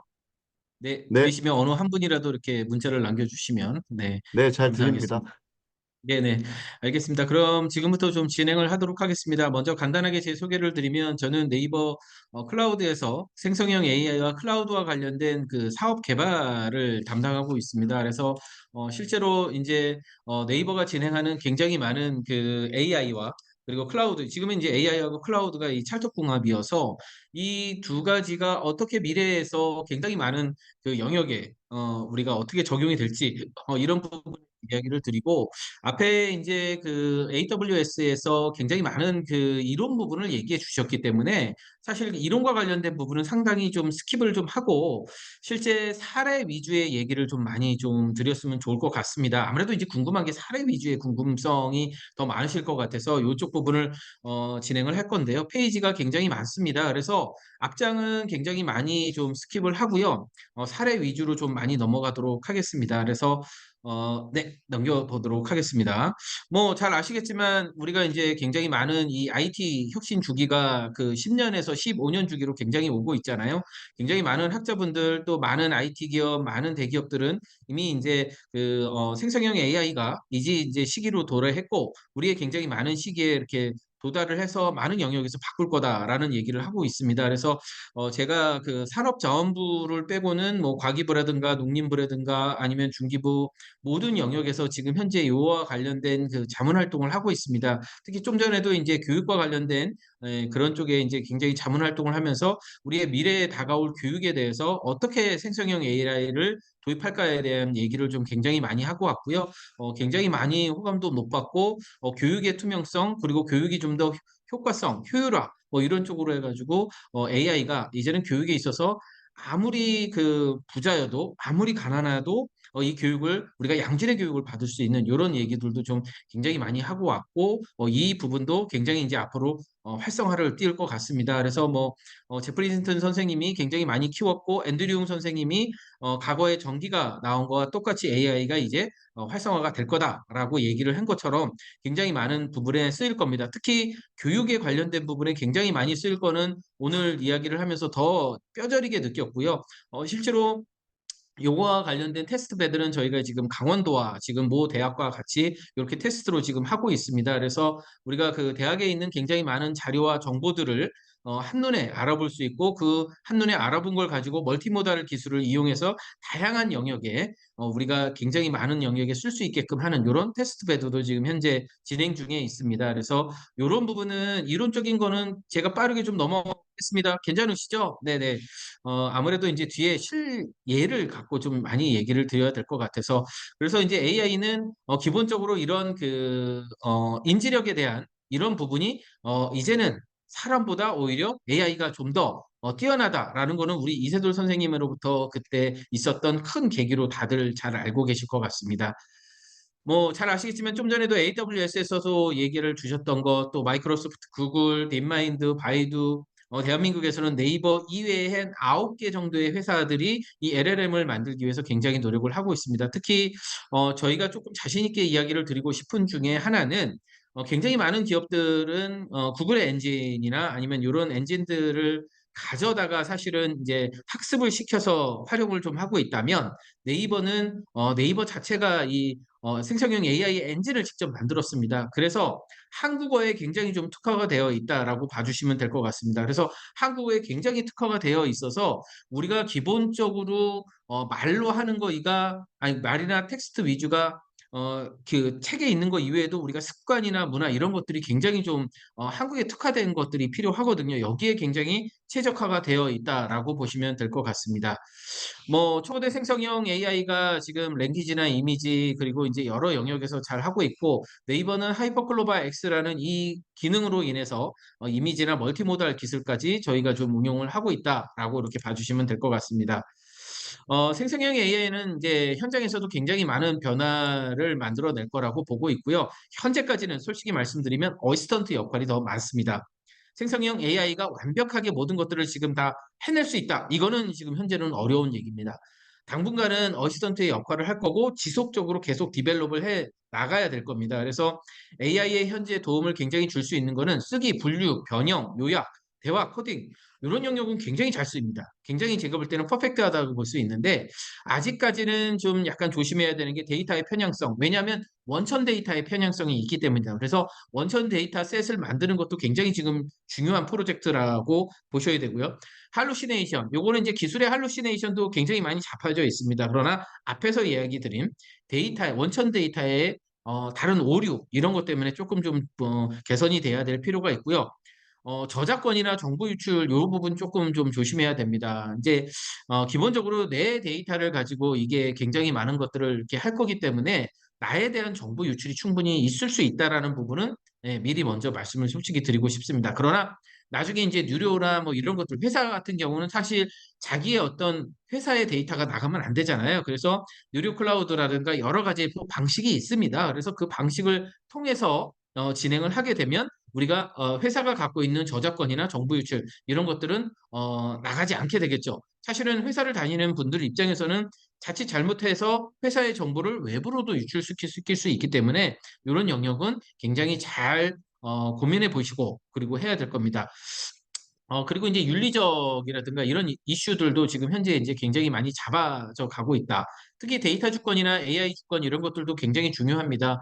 우리가 알고 있는 굉장히 많은 데이터라든가 AI와 관련된 것들, 이런 것들을 우리가 우리나라에 맞게끔 잘 만들어서 잘 활용이 될 수 있게끔 하는 이런 것들이 굉장히 지금 중요하게 지금 하고 있고 AI 리터러시에 대한 교육이 AI의 적극적인 활용만큼 중요하다. 지금 그래서 이제 교육부나 뭐 교육청하고도 좀 얘기를 하고 온 게 결국에는 AI를 통해서 굉장히 많은 학생들만 잘 쓸 수 있는 게 아니라 우리가 흔히 말하는 학부모님들이나 아니면 앞으로는 평생 교육이 될 거기 때문에 이런 분들이 잘 쓸 수 있게끔 하는 그리고 그 교육이 우리 국민분들에게 잘 수 있게끔 하는 이런 프로젝트도 지금 현재 얘기를 하고 있습니다. 튜닝 인프라 아까 이제 AI, AWS에서도 말씀을 주신 것처럼 우리가 이제 파인 튜닝을 통해서 굉장히 많은 것들을 하고 있고 최근에 RAG 기술이 굉장히 잘 돼 있기 때문에 진정한 AI 트랜스포메이션을 추진할 수 있다라고 볼 수 있습니다. 그래서 저희 네이버에서도 클라우드와 AI를 통해서 자연어 대화, 음성 인식, 음성 합성, 그리고 이미지 분석, 예측 최적화 이 모든 것들을 해서 그 비즈니스에 맞게끔 현재 많은 것들을 커스터마이징을 해줄 수 있다라고 이렇게 봐주시면 될 것 같고요. 굉장히 도입을 했을 때 빠르게 발전하면서 전 영역에서 AI가 좀 커지고 있지만 전략 기획, 재무, 뭐 구매, 행정, 실무 스텝에서 다양한 역할들을 좀 할 수 있고 특히 전략 기획 쪽에서는 기획 수립 지원이나 그리고 재무 구매에서는 예산 수립 반영 그리고 행정에서는 정리, 서비스별 기획 특히 마케팅 같은 경우는 카피라이팅이나 보도 자료, SNS 이런 것들 잘 만듭니다. 고객 서포트 쪽에서 고객 응대 강화나 상담 분석 요약, 그리고 이제 24시간 상담도 가능하기 때문에 AI니까 이런 쪽에 대해서도 상담 분야에서도 상당히 잘 쓰이실 것 같습니다. 영업 쪽은 이메일, 제안서, 세일즈 발표, 경쟁 제품 비교 분석 이런 것도 잘 만들 수 있고요. 프로덕트 서비스에서는 매뉴얼, 그리고 테크니컬한 라이팅 이런 것들도 잘 쓰일 수 있습니다. 서비스와 AI가 좀 결합을 한다면 다양한 서비스에 대한 연계 부분도 고민할 수 있습니다. 현재 제가 이런 프로젝트를 지금 여러 개 진행하고 있어서 이런 것들이 다양하게 쓰일 수 있다라고 봐주시면 될 것 같고요. 개발이라든가 내부 인프라 운영에 대해서는 코딩 지원이라든가 아니면 내부 시스템 연계, AI 툴 같은 게 있을 수 있습니다. 인사 부분에 있어서는 인터뷰 질문이라든가 자소서, 그리고 업무 평가, 그리고 HR 서비스 응대 이런 거 같은 경우도 가능할 것 같고요. 데이터 사이언스 쪽에서는 데이터 분석, 요약, 추출, 추론, 판단, 분류 이런 것들이 가능합니다. GPU가 학습이라면 NPU가 추론까지 하기 때문에 상당히 이 부분이 우리가 이제 메모리 분야를 통해서 이런 것들이 좀 진행될 것 같고요. 결국에는 이제 AI 리터러시 교육이라든가 AI 활용 시 보안이라든가 이런 개인정보 관리 이런 거에서도 AI 도움을 받을 수가 있습니다. 검색 엔진의 지각 변동이라 그래서 사실은 이제 네이버 같은 경우는 이렇게 검색 엔진을 잘 활용하고 있습니다. 사실은 이렇게 해서 굉장히 잘 활용하고 있는데 그렇다고 한다면 우리가 GPT를 통해서 검색 엔진이 좀 더 고도화되는 많은 기술들을 이용할 수 있고 그 차이를 느끼실 수가 있을 겁니다. 그래서 우리가 검색 엔진, 네이버도 지금 이 검색 엔진에 AI를 넣어서 좀 더 이제 고도화된 AI 기술을 좀 더 커스터마이징 하고 있는데요. 기본적으로 인공지능 기술이라고 하면 키워드 검색을 통해서 정보를 제공한다면 챗 GPT는 인공지능 기술이 언어 모델링을 통해서 사용자 질문의 답변 생성까지도 가능합니다. 생성성을 놓고 보면 새로운 정보 생성을, 그러니까 거기에 데이터를 넣지 않는 이상은 새로운 정보를 생성하기에는 어려움이 있지만 우리가 GPT라는 거는 티카타카가 가능해서 검색 엔진보다 더 생산적인 답변을 제공하는데 이 부분도 네이버도 추가적으로 좀 더 디벨롭을 좀 하고 있습니다.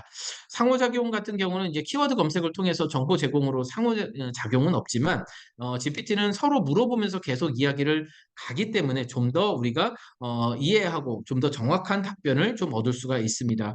지리 문맥 이해도도 이제 기본적으로 텍스트로 검색 엔진이 많은 것들이 제공되다 보니 아무래도 이제 한계가 좀 있는데 이거는 자연어 처리 기술을 이용해서 이해도와 의도에 맞는 답변을 좀 주고 있고 상당히 GPT에 관련된 많은 영역을 저희는 이제 검색 엔진에 넣어서 Q라는 서비스를 이미 만들어내서 베타 서비스를 하고 있습니다. 그래서 네이버 Q라든가 아니면은 하이퍼클로버 X를 통해서 다양한 정보를 좀 더 자연스럽게 얻을 수 있다라고 이렇게 봐주시면 될 것 같습니다. 뭐 이런 겁니다. 그 9월 기념일에 가보자 하는데 영국 런던 히드로 공항에서 비행기를 타고 3시간 내로 갈 수 있는 곳이 있을까요? 라고 물어보면 이걸 통해서 검색어를 통하면은 사실을 얻을 수 있는 정답에 좀 더 정확성 있는 답을 우리가 이제 다양한 기술을 통해서 이렇게 받을 수 있다라고 봐주시면 됩니다. 어, 앱 다운로드 추이인데요. 이렇게 해서 보면 아시겠지만 굉장히 많이 우리가 빙이라는 앱의 다운로드 추이가 굉장히 많이 올라갑니다.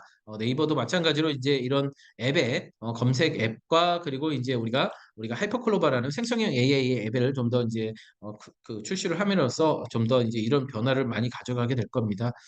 무엇이 같고 다른가 얘기인데 이제 빙은 챗봇이고 챗 GPT고 그리고 구글 바드 이렇게 좀 있는데 요 비교표는 조금 사실은 업데이트가 됐습니다. 그래서 요거는 좀 스킵하도록 하겠습니다.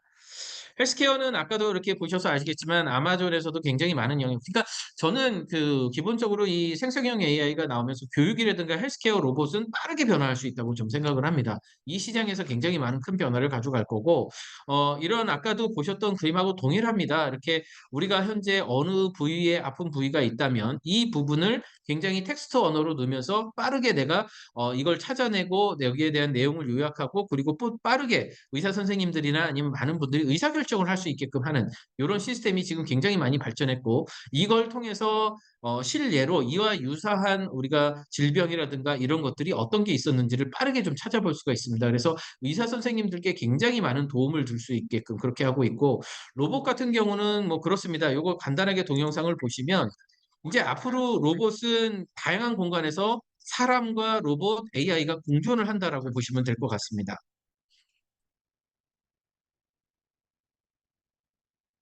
네, 이렇게 해서 네이버 1784에서는 저희 이런 것들 AI가 이렇게 로봇과 같이 결합해서 이렇게 움직이고 있고 향후에는 이 로봇에 LLM까지 붙이게 되면은 정말 사람보다 똑똑한 로봇, 사람에게 굉장히 안전을 위해서 하는 이런 로봇들도 만들어질 거라고 볼 수 있습니다. 네, 저희 네이버의 이 로봇들은 지금 현재 택배나 커피나 다양한 서비스들을 이렇게 연결해서 하고 있고 한 층만 가는 게 아니라 여러 층을 이 로봇이 자유롭게 돌아다니는 그런 로봇이 있다라고 봐주시면 될 것 같습니다. 네, 이 로봇을 실제로 그럼 네이버에서는 어떻게 움직이고 있냐면 아예 최적화되게 만들어졌습니다. 그러다 보니 여기에 보시면 우리가 이제 네이버의 웍스라는 모바일 폼 업무 메신저인데요. 메신저도 하고 메일도 하고 캘린더도 하고 드라이브 주소록 뭐 화상회의 이런 거 다양하게 다 할 수 있습니다. 회사에서. 그러니까 이 회사에 있는 약간 좀 회사에만 최적화된 모델이라고 보시면 됩니다. 이걸 다른 회사에서는 쓸 수는 없지만 여기에 우리 네이버에 맞게끔 최적화해서 저희가 베타 서비스로 운영하고 이걸 고도화해서 지금 현재는 잘 운영을 하고 있는데 여기에서 이 사업 시스템과 네이버 웍스라는 것들을 통해서 로봇을 부르기도 하고 온도도 제어하고 루버도 갖고 주차, 엘리베이터, 회의실 예약, 조명 이런 것까지도 다 합니다. 그러니까 여기 있는 데이터들이 이제 다 모여서 이게 하나의 클라우드 내에서 다양하게 이 건물을 운영할 수 있다라고 이렇게 보시면 됩니다. 근데 이 건물이 관리자 입장에서 하는 게 아니라 사용자 중심으로 이제 바뀐 겁니다. 이게 이제 생성형 AI에서 가장 큰 특징 중에 하나라고 볼 수 있죠. 그래서 모든 기능의 허브를 네이버 웍스라는 곳을 통해서 여러 가지의 서비스들이 다양하게 이루어지고 있다라고 이렇게 봐주시면 될 것 같고요. 특히 이거는 우리가 이제 네이버가 갖고 있는 최대의 클라우드 데이터 센터를 통해서 현재 서비스가 많이 이루어지고 있습니다. 그래서 이 클라우드 데이터 센터에서는 우리가 갖고 있는 여러 가지 반도체 칩, 뭐 GPU나 NPU나 이런 것들도 굉장히 많이 넣어서 여기서 테스트 배도 하고 있다라고 보시면 됩니다. 그래서 이 공간에는 그냥 단순하게 데이터 센터만 있는 게 아니라 여기에서 로봇도 테스트하고 있고요. 굉장히 많은 곳에서 테스트 배들을 하고 있습니다. 그래서 네이버 1784라는 공간에서 서비스와 관련된 부분을 좀 하고 있다면 데이터 센터 각 세종에서는 좀 더 전진 모델로 큰 영역에서 다양한 것들을 우리가 실제로 좀 더 많은 서비스들이 어떻게 연결될 것인가 이런 것들을 좀 하고 있고 여기에 AI나 다른 영역까지도 굉장히 많은 것들을 좀 봐도 할 수 있다라고 이렇게 봐주시면 될 것 같습니다. 개인정보나 이런 거 굉장히 중요합니다. 그래서 엄격한 보안 기술력을 저희가 국내외에서 이렇게 좀 하고 있고 특히 CSAP라든가 이런 거 같은 경우는 저희 AI까지도 이번에 받았습니다. 그래서 개인정보라든가 이런 것들은 더 두말할 나위 없이 중요하기 때문에 이 부분은 잘 정리를 해서 그 운영을 하고 있다라고 이렇게 봐주시면 될 것 같습니다. 하이퍼클로바 같은 경우는 저희가 전 세계 세 번째로 공개된 초거대 언어 모델입니다. 그래서 아까도 보셨지만 국가 AI의 일상화의 핵심 동력은 어떻게 보면 우리가 생성형 AI라고 볼 수 있고 파인 튜닝이라든가 인베딩 기능을 통해서 고객 상황에 맞춤형 조정으로 보다 정확한 결과물을 출력이 가능할 수 있도록 하게끔 만들어져 있습니다. 그래서 저희는 이제 파인 튜닝의 기반 데이터 미세 조정이 SFT나 아니면 RLHF를 통해서 업그레이드된 튜닝 기능을 제공해 주고 있고요. 특정 도메인에 맞게 미세 조정도 가능합니다. 예를 들어서 그게 회사가 됐던 아니면 다양한 도메인 서비스, 헬스케어가 로봇이나 이런 쪽에도 맞게끔 이렇게 하고 있고 웹 서비스 연동 도구도 있습니다. 왜냐하면 데이터라는 거는 기본적으로 우리가 회사에서도 갖고 있고 외부 데이터하고도 연결이 되는 게 굉장히 중요하거든요. 그리고 회사도 이 서버와 저 서버 다 달리 운영이 되고 있을 겁니다. 그래서 이 서버들의 많은 데이터들을 연결해 줄 수 있는 그런 것들이 이제 스킬 트레이너라는 저희 기술이 있습니다. 그래서 API 연결로 전문 정보 제공 및 연산이 가능할 수 있게끔 하고 있고요. 요거는 굉장히 정확하고 굉장히 넓은 지식들을 가져갈 수 있게끔 하는 게 굉장히 스킬 트레이너의 기술을 갖고 있습니다. 기능 강화 도구라고 해서 엔비딩 API 그리고 이제 토큰 스트리밍 API라고 해서 우리가 사용자 서비스의 만족도 왜냐하면 결국에는 이게 기술적인 영역도 굉장히 중요하지만 엔드 유저가 얼마나 이걸 잘 쓸 수 있느냐 이것도 중요하기 때문에 저희는 이런 최적화된 모델 제작 및 활용을 가능할 수 있게끔 이렇게 하고 있다라고 봐주시면 될 것 같습니다. 결국에는 가장 중요한 건 백본 모델 그리고 데이터 튜닝 기술 그리고 이제 슈퍼컴퓨터 요 네 가지의 기술이 굉장히 중요하다라고 볼 수 있고요. 여기에는 이걸 잘 가지고 있는 노하우, 특히 우리 한국에 맞는 검색 엔진을 갖고 있다는 거, 이게 굉장히 큰 도움이 될 수 있다라고 봐주시면 될 것 같습니다. 그래서 실제로 네이버는 이제 이 모든 기술들을 AI 그 네이버의 플랫폼에서 먼저 테스트 배드를 해봤습니다. 그래서 실제로 굉장히 많은 오류율을 줄일 수 있도록 했고요. 팝하고 특히 모든 영역에 언어가 예를 들어서 영어, 일본어 뭐 다양한 용어로 쓰일 수 있게끔 저희가 이렇게 좀 구성이 됐다라고 봐주시면 될 것 같고요.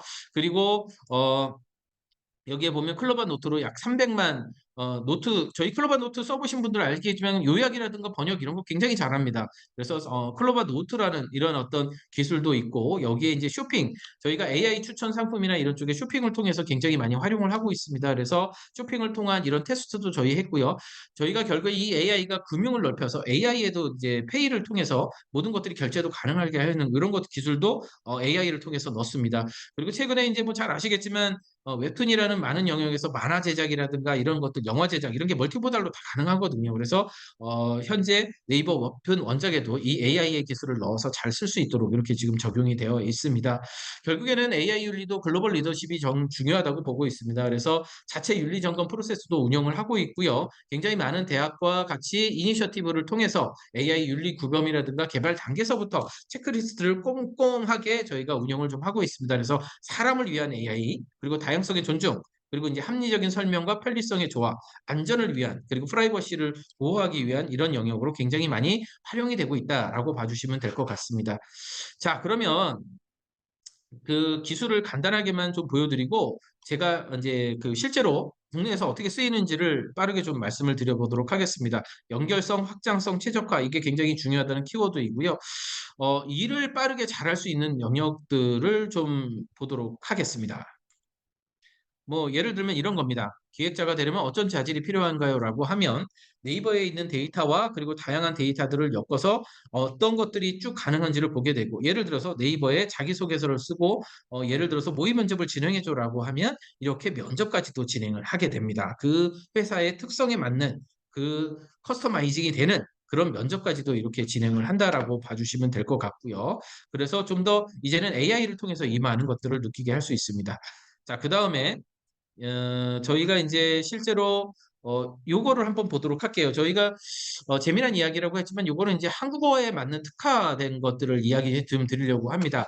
예를 들어서 우리가 사투리로 강할리 등긴 도나스 한 문 맞나라고 하면 AI는 이 한국어 문화에 특화가 돼 있기 때문에 강할리 이거는 부산 사투리로 광안리에서 던킨 도너츠를 먹어봐니라는 의미로 해석할 수 있습니다라고 이렇게 이야기를 합니다.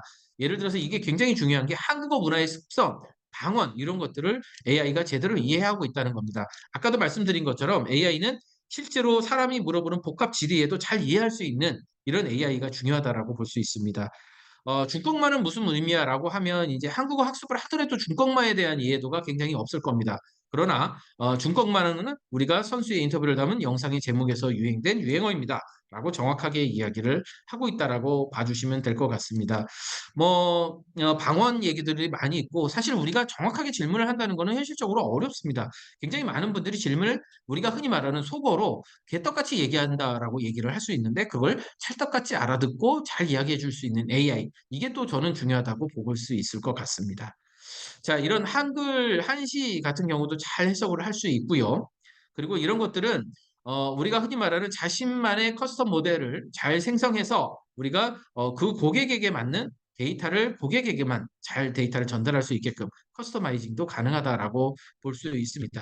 자, 요거는 이제 우리가 제가 좀 전에 이 교육 쪽하고도 얘기를 한 건데 교육 데이터셋을 구축하는 겁니다.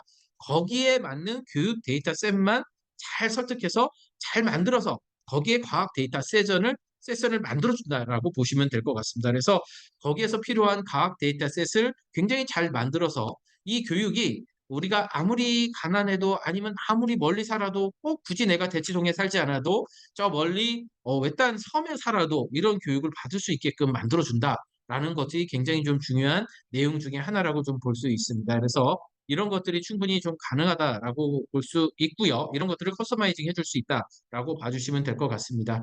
그래서 이 스킬 아까 제가 스킬을 이야기 드렸는데 예를 들어서 제주도 가서 소카를 빌리는데 그 하이퍼클로바로 얘기하면 소카가 다 연결해서 예약까지도 가능하고 예를 들면 핵심 내용을 표로 만들어줘라고 하면 폴라로스 오피스하고 해서 좀 더 표도 만들어줄 수 있습니다. 수학도 이런 것도 가능합니다.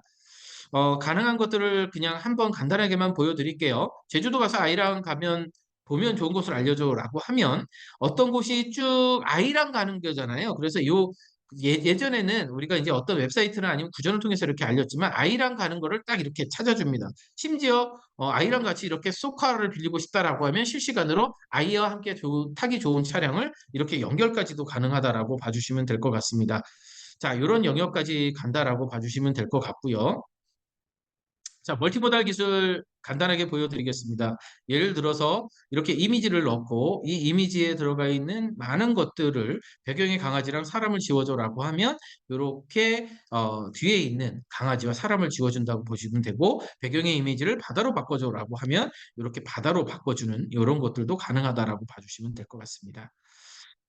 네, 그런 이런 무한한 가능성이 있고 특히 일하는 능력을 좀 보여드리도록 할게요. 글쓰기류는 너무나도 잘합니다. 생성형 AI가. 그래서 이렇게 굉장히 많은 글들을 전부 다 읽어서 요약하는 게 좀 어렵잖아요. AI가 굉장히 이 글들을 잘 요약을 해줍니다. 심지어 요약된 걸 중심으로 해서 예를 들면 내 글쓰기 학습을 조금 어느 정도 커스터마이징을 좀 시켜준다면 내가 글 쓰듯이 AI가 글도 굉장히 잘 써줍니다. 네. 그래서 예, 굉장히 이런 글쓰기도 잘하고 있고 기업의 생산성이라고 해서 지금 저희가 일하는 방식이 좀 많이 바뀌게 됩니다. 그래서 예를 들어서 AI가 이제 하는 일은 할 일 관리하고 정보 탐색은 문서 작성, 협업하고 이거 사람이 일하는 거하고 똑같습니다. 근데 이 많은 것들을 이제는 AI가 해준다고 보시면 될 것 같습니다. 그래서 오늘 해야 할 업무 리스트를 쭉 AI가 정리도 잘 해주고요. 예를 들어서 내가 전기차 사업 전략을 이렇게 써달라라고 하면 이렇게 해서 AI가 할 일을 추천받고 그리고 이걸 가지고 실제로 데이터 분석이라든가 아니면 보고서까지도 만들어준다라고 봐주시면 될 것 같습니다. 굉장히 많은 데이터들을 이제는 예전에는 뭐 PC를 뒤지거나 다른 사람의 어떤 그런 데이터를 보기가 어려웠잖아요. 근데 거기에 맞게끔 예를 들어서 이게 회사다라고 하면 그 회사에만 맞게끔 이렇게 전기차 시장 동향 왜 남의 회사 거를 저거 하면 안 되니까요. 그러니까 이 회사에서만 이렇게 하고 보고서도 만들어지고 심지어 이거 가지고 판매량 비교 그래프도 만들어줘라고 하면 코드 인터프리터의 여러 기술들을 통해서 이렇게 그래프도 만들어준다라고 봐주시면 되고 심지어 메일도 써줍니다. 보고서를 써서 단련된 분들에게 이렇게 메일도 쭉 써서 바로 빠르게 일을 할 수 있도록 이렇게 좀 행성도 가능하다. 이런 것들을 좀 말씀드리고 싶습니다. 범국가적으로는 생성형 AI에 대한 기반 혁신 제안이 많이 이루어지고 있고 이렇게 국가 차원에서 이런 걸 하고 있습니다. 그래서 할루시네이션 방지, 빠르게 쉽고 답변 정확도 높이고 기존 문서를 동학도를 높일 수 있는 것들을 하고 있고요. 지금 행안부나 다른 부처 뭐 아니면 이제 지자체하고 이렇게 해서 공무원분들이 보기 편한 문서, 빠르게 문서를 만드는 것들도 하고 있고 대국민 통합 서비스 이런 것들도 지금 현재 서비스 기획을 하고 있습니다. 그래서 예를 들어서 뭐 수자원공사에서 굉장히 많은 이런 것들을 아니면 또 여기 보면 계양부라고 돼 있는데 제가 잘못 썼습니다. 계양부에서 나는 복지 제도가 어떤 게 있어 이러면 이런 걸 빠르게 알려주는 것도 있습니다. 그리고 예를 들어서 우리가 복지 서비스와 관련된 이런 것들이 어떤 게 있는지라면 빠르게 알려주는 이런 기능도 쭉 보여주는데 이런 것들은 전체적으로 이렇게 이제 업무 시스템이 있습니다. 그래서 이렇게 회의록을 통해서 만드는 거가 있다라고 봐주시면 되고 뭐 통합 돌봄에 대해서 굉장히 궁금하신 분들도 많을 텐데 복지 서비스 같은 경우도 이렇게 생성형 AI가 병원 동행이나 식사, 심리, 건강, 소셜, 간병 이런 것들도 충분히 다 가능하게 하고요. 예측까지도 가능합니다. 이런 것까지 가능하고 이런 것들을 내 데이터에 어느 이전보다 커스터마이징이 되면 내 데이터가 커스터마이징이 되면 영양관리, 식생활 가이드, AI 추천 그리고 배달 서비스 연결까지도 이런 것들도 다 가능합니다. 그리고 내 건강과 관련해서 내가 조금 관심사라든가 행태 데이터를 조금 넣게 되면 좀 더 많은 건강에 대한 정보들을 AI가 알려주겠죠. 그리고 우리가 복지 사각지대나 뭐 이런 것들도 생생활 AI를 통해서 이런 서비스도 만들어질 수 있다라고 봐주시면 됩니다. 제가 이제 여기 그 데이터 센터에 대해서도 넣었는데 이제는 이런 건물에도 AI와 그리고 많은 것들이 적용됩니다. 요즘에 이제 최근에 뭐 이 스마트 시티나 지능형 홈 이런 것들이 굉장히 활성화되고 있는데 많은 IoT나 이런 기술들이 다 연결되고 특히 저희는 네이버 1784에서 이런 걸 먼저 해봤습니다. 그래서 데이터들이 모여서 AI가 이걸 분석하고 그래서 사람이 좀 더 살기 편한 이런 공간들을 만드는 것도 이젠 가능하다. 그래서 스마트 시티나 이런 거에서도 이제 생성형 AI가 굉장히 많은 영역을 만들어낼 수 있다라고 봐주시면 될 것 같습니다. 그래서 제가 좀 빠르게 강연을 좀 진행을 했습니다. 왜냐하면 아까도 보니까 굉장히 많은 질문들이 오고 가시더라고요. 그래서 아무래도 조금 질의응답에 좀 많이 포커싱을 둬야 될 것 같아서 질의응답 시간을 조금 좀 많이 확보하기 위해서 빠르게 좀 발표를 했습니다. 뭐 질문하실 분들은 채팅이나 아니면은 대방을 통해서 말씀을 주십시오. 네, 그러면 질의응답을 좀 받도록 하겠습니다. 네, 김필수 리더님 감사합니다. 자, 뭐 이렇게 음소거를 하셔가지고 자유롭게 질의해 주시면 될 것 같습니다.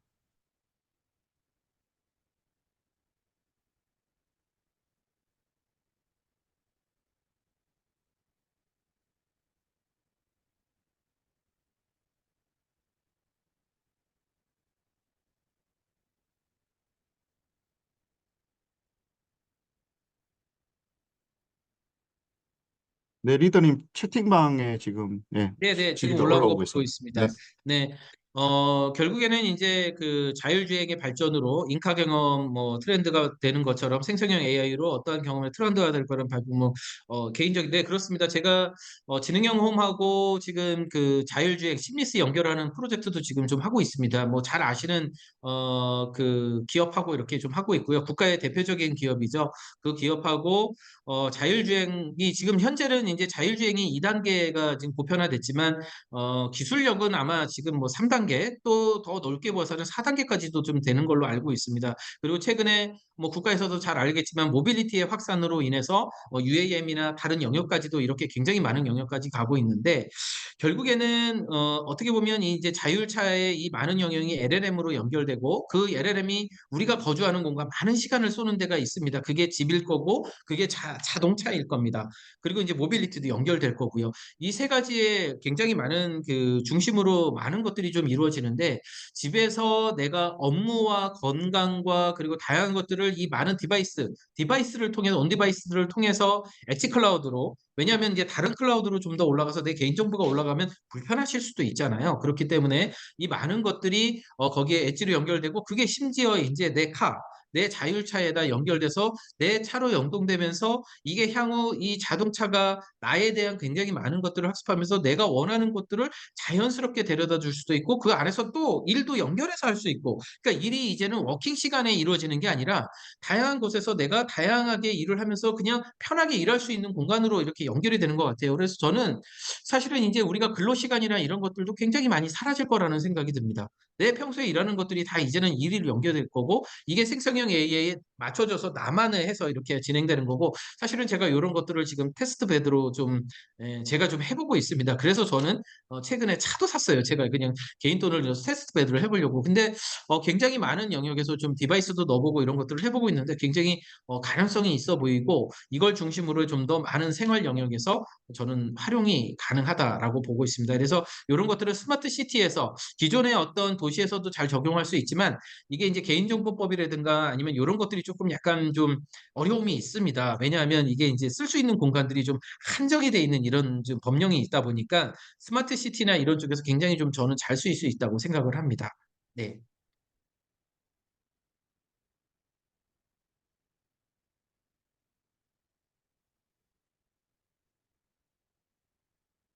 네, 그리고 요 위에 이제 회장님께서 질문해 주신 내용 중에 하나가 혹시 이제 오늘 발표해 주신 내용 중에 공유 가능한 정도 발표 자료를 공유해 주시면 네, 그거를 제가 저희 약간 좀 학회 수정을 조금 홈페이지에 해서 좀 네, 보내드리겠습니다. 왜냐하면 회사의 그 내부 정보라든가 이런 것들이 밖으로 나가면 그렇죠. 안 되는 네, 것들이 사실 좀 일부 있다 보니까 이런 것들은 네, 제가 커스터마이징을 해서 제가 그 저희 유 교수님께 제가 보내드리도록 하겠습니다. 네. 네, 감사합니다. 네.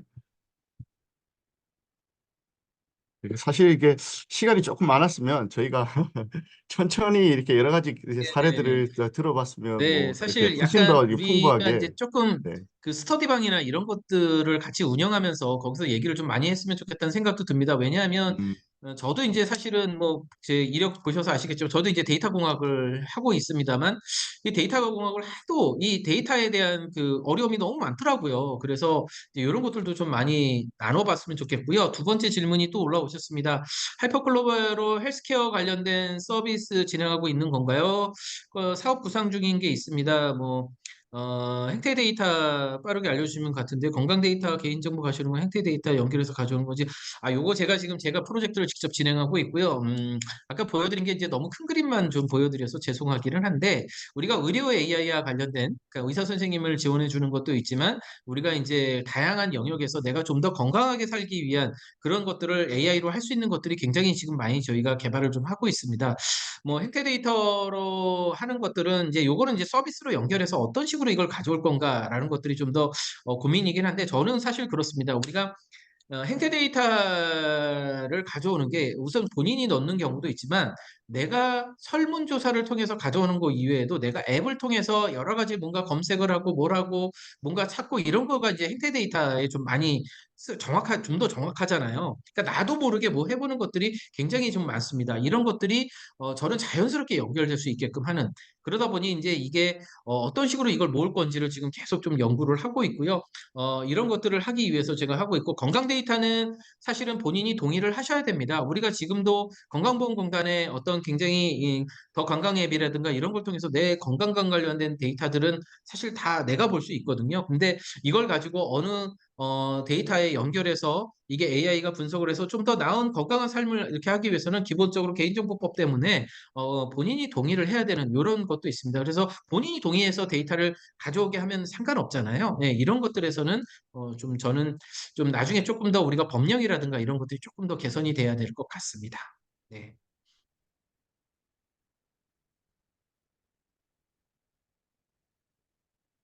네, 또 질문 없으신가요?